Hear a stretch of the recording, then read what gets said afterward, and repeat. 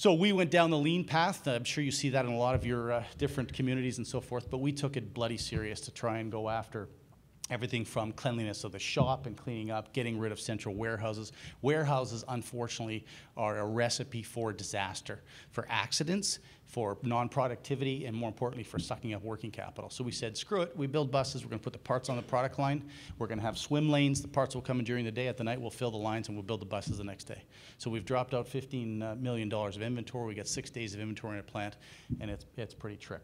But we went very, very focused at this concept, and I'm not here to give you a lesson in lean, but to me, one of the tenets of safety is having the environment. One of my favorite movies is Trading Places, you remember, with Eddie Murphy and Dan Aykroyd, this whole concept of being a product of your environment.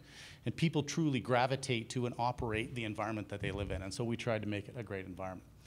So the next thing we did is we put all leaders on the shop floor. Now we were a textbook. You walk in the plant and you see this dark, dingy place, and you see these little towers that have air conditioning things off the side, right? The plant's 1,000,000 degrees.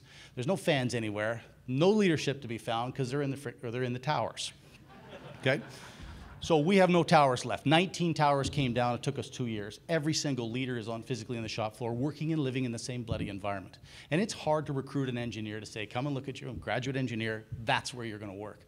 But we're trying to change our culture of the leader, the supply people, the engineers, the quality people. They are effectively now working for the workers who build the buses as opposed to the other way around. And that's had a big impact on the safety because they've got to trip over the same stuff to get to their workspace as the people did before. So this sounds a little bit philosophical, but I think it's a really neat analogy for any environment. But we made housekeeping an NFO, and so you can put your own F word in there, but it's not optional, okay?